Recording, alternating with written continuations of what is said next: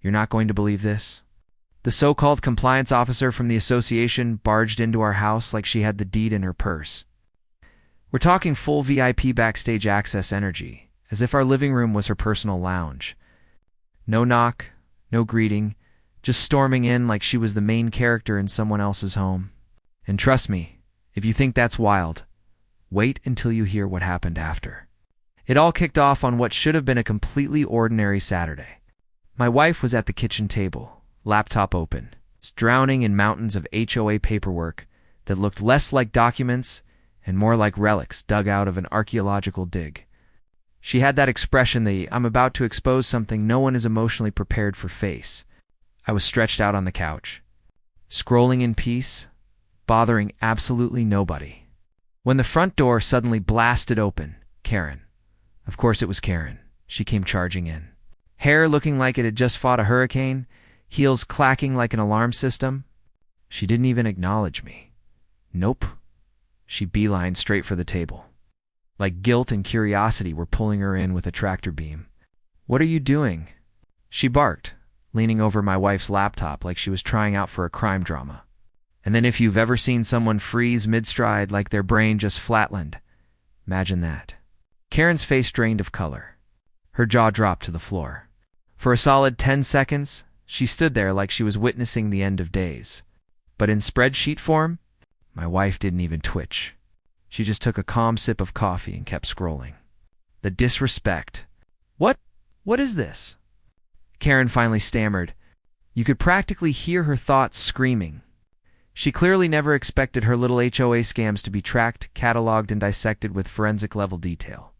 And my wife had everything: charts, highlighted entries, receipts, footnotes like a dissertation. Karen was not built for this kind of confrontation. And then the comedy kicked in. Instead of panicking outright, Karen tried to act unfazed. She leaned closer, squinting at the monitor like narrowing her eyes would magically change reality. But my wife, my serene, coffee-powered spreadsheet warrior, didn't react at all. She calmly told her, "You might want to sit down. This is going to take a bit." Karen's reaction? Perfection. She stumbled backward like someone had doused her with a bucket of ice water. Her hair frizzed in every possible direction, and I swear she whispered something like, I didn't," before going completely still again. I was dying inside, trying not to laugh, attempting to play it cool because the last thing I needed was to throw gasoline on the inferno. But honestly, the chaos was already fully seated and buckled in. And then came the signature Karen moment. She jabbed a finger at the laptop and sputtered, "This is fake." I nearly choked. Fake. As in the highlighted discrepancies, the charts, the scanned receipts, the time-stamped emails proving her entire fraud were all an illusion. Oh, Karen. Bless her creative brain. My wife didn't even blink. She slowly lifted her head and said, "If this is fake, then why is your signature on every single file?" The whole room froze, and I swear the silence echoed across the entire street. Karen's eyes bulged like she'd seen the afterlife. She opened her mouth, shut it, tried again, and failed miserably. The horror, the humiliation, the sudden realization that C was absolutely, undeniably caught red-handed. I was leaning against the doorway, laughing so hard I could barely inhale. "Karen," my wife said, "as you can see, the financial discrepancies are pretty obvious." Pure Olympic-level denial kicked in. We had documentation going back 3 years. She tried to storm out, but not before dropping a few of her signature dramatic lines. "You can't prove anything, and this is harassment." The theatrics were so intense, I mentally started storyboarding the movie adaptation. And when she slammed the door on her way out, leaving chaos swirling behind her, my wife simply leaned back, stretched like a victorious superhero, and said, "Well, that was entertaining." I was still cackling so hard I nearly rolled off the couch. And if you think the show ended, they're absolutely not. This was merely the opening act. Karen clearly had no idea who she was messing with. Things were about to get even more absurd and unpredictable. So after Karen exploded out of our house like a tornado of denial, we thought maybe we'd get a moment of peace. Not even a little. Because the next morning, Destiny decided to sprinkle some extra madness on our doorstep. Karen had brought reinforcements. Yes, she somehow rallied her HOA sidekicks like a low-budget villain summoning her crew. They were marching straight for our front porch. It started quietly enough. I was drinking my coffee, trying to convince myself that yesterday's madness was over, when I noticed strange shapes moving by the window. At first I thought squirrels. Then I realized squirrels don't carry clipboards. Squirrels don't clutch cell phones like weapons. Squirrels don't stand in loud whispering circles like they're planning a coup. And squirrels definitely don't have that classic smug Karen expression. Before I could even comment, the doorbell rang. I opened it to find a cluster of HOA representatives dressed in matching khakis, like a discount undercover squad, staring at me as if I had committed a federal offense by existing. Karen stood front and center, pointing at my wife's laptop like she was conducting an orchestra of nonsense. "Good morning," I said, pretending to be calm while praying they weren't hiding legal papers behind their backs. My wife, of course, stayed perfectly composed. She looked like she'd been waiting for this exact showdown, ready to unleash spreadsheet justice at full force. Karen kicked things off with her usual screeching accusations. "You're harassing the HOA," she yelled. "You're spreading lies." The irony practically vibrated through the air. My wife simply opened her laptop, spun it around, and boom, every shady HOA transaction on full display. Receipts, emails, signatures, all neatly highlighted and color-coded for maximum humiliation. Their reactions were legendary. The HOA minions froze like they had been flashbanged. Karen's jaw dropped so far I genuinely worried she might inhale a bug.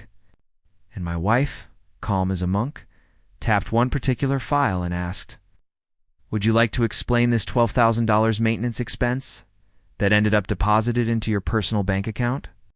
Karen's eyes bulged again. Her face cycled through a dizzying slideshow of emotions, shock, fear, rage, denial, and pure comedic desperation. Then she attempted the oldest trick in the Karen manual, distraction. "You can't prove that? That's classified." Classified. The financial records literally had her signature on them. "As you can see," my wife said, "the discrepancies in the association's funds aren't classified, they're documented."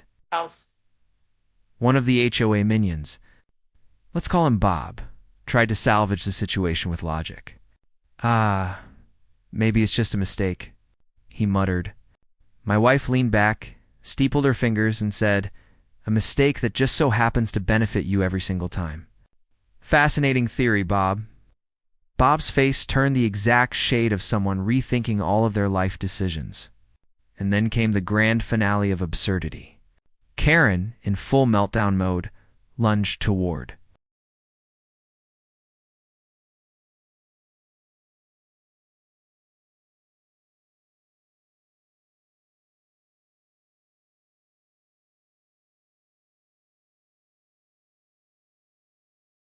Karen lunged for the laptop, clearly intending to wipe out the evidence. But the universe had other plans.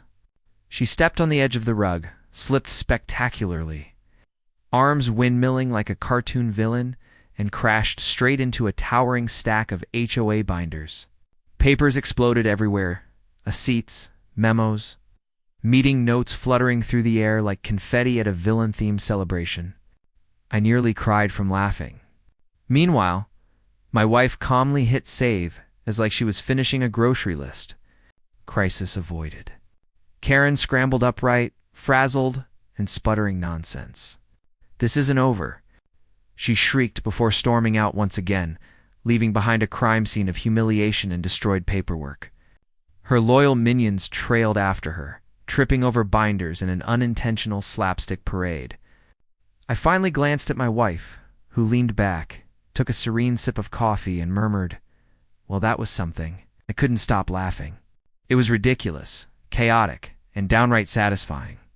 The sheer audacity of Karen trying to fake her way through fraud, her melodramatic meltdowns, her heroic fails made us feel like we were starring in a dark comedy with twist after twist. But deep down I knew she wasn't done. Karen never disappears quietly. She thrives on chaos, carries an ego the size of a skyscraper, and apparently has a knack for comedic disaster. And our next run-in? Oh, it was destined to be even more outrageous. Just as we suspected the Karen saga had reached its peak, fate decided to raise the stakes. Because Karen, yes, the same unhinged tornado of HOA mayhem, was not finished. She seemed convinced our home was her personal battlefield. And she returned, armed with vengeance, poor judgment, and a wildly unstable understanding of boundaries. It began innocently enough, or at least it seemed that way. I was mowing the yard when I spotted her lurking at the edge of the driveway. For a split second, I thought she might be there to apologize. Ha, comedy gold. Spoiler, she absolutely was not here to say sorry. She clutched a clipboard, a pile of papers, and her face screamed, "I'm here to ruin someone's day." Then, without hesitation, she barged through our front door again. No knocking, no warning, just full-force Karen chaos. And this time, she came equipped with a megaphone. Yes, a megaphone. Because obviously when dealing with HOA fraud allegations, the only rational escalation is ear-splitting volume. "You can't do this to me," she bellowed, her voice booming like a foghorn. I'm pretty sure the neighbors thought a natural disaster was unfolding. My wife, calm as a monk meditating in a hurricane, didn't even glance up. She just sipped her coffee. The audacity was almost beautiful. "As you can see, the discrepancies in the association funds are quite clear," my wife said. Karen waved her arms dramatically, conducting an orchestra of chaos as she shook her clipboard like it contained top-secret nuclear codes. She kept yelling, "This is illegal. You're harassing me." Meanwhile, the evidence on my wife's laptop sat in the living room, metaphorically tapping its foot, ready to expose her fraud to anyone with functioning eyes. Then came the golden moment. Karen attempted a dramatic dive toward the laptop. But fate wasn't on her side. She tripped on a tiny stumble, but a full cinematic wipeout. Arms flailing, legs tangled in the rug, clipboard launching across the room like a rogue frisbee. Papers flew everywhere, coffee nearly toppled, and the entire scene unfolded like slow-motion comedy gold. She scrambled to her feet, bright red hair in absolute chaos, and tried to continue her rant. But every word came out sounding like the squeaky meltdown of a cartoon character. This is impossible," she screeched, dramatically gasping between syllables. I couldn't hold it together. I laughed so hard tears streamed down my face. My wife didn't budge. She simply said, "Karen, if you're finished, I think the evidence speaks for itself." Then Karen reached peak meltdown. She grabbed a stack of binders, intending to throw them, but got caught in the very stack she was brandishing. She toppled like a human domino, hitting the floor with a thud loud enough to echo across the zip code. Papers scattered like confetti celebrating justice itself. Even the HOA minions she dragged along looked horrified. After an eternity of slapstick chaos, she finally crawled toward the door, muttering threats like, "You haven't seen the last of me." Really? After all that? The neighbors were probably nominating her for most dramatic HOA villain of the year. When the door slammed shut for the final time, leaving behind destruction, shame, and scattered paperwork, my wife leaned back, stretched like she had conquered a kingdom, and said, "Well, that was a workout." I was still laughing, clutching my ribs from the absurdity of the whole scene. Looking around at the papers, overturned binders, and lingering echo of Karen's shrieks, it hit me. We had survived the chaos, the full Karen apocalypse. Every irrational scream, every flailing arm, every dramatic flop, it all paled in comparison to the satisfaction of knowing the truth was on our side. Karen came into our home expecting to intimidate, manipulate, maybe even scare us into submission. Instead, she turned herself into the punchline, the comic relief, the cautionary tale, and we were just enjoying our coffee, watching the spectacle, and quietly thanking the universe for the entertainment. So if you ever face a Karen armed with a clipboard, a megaphone, and a flair for catastrophic drama, remember this story. Because nothing, and I mean nothing, is more satisfying than watching someone orchestrate their own downfall while you sit back and enjoy the show. If you liked this tale, go ahead and hit that subscribe button. Every subscription pushes me to bring even more wild and outrageous HOA stories your way. And don't forget to tap the bell so you never miss a new upload. I'll see you in the next story where justice somehow gets even sweeter.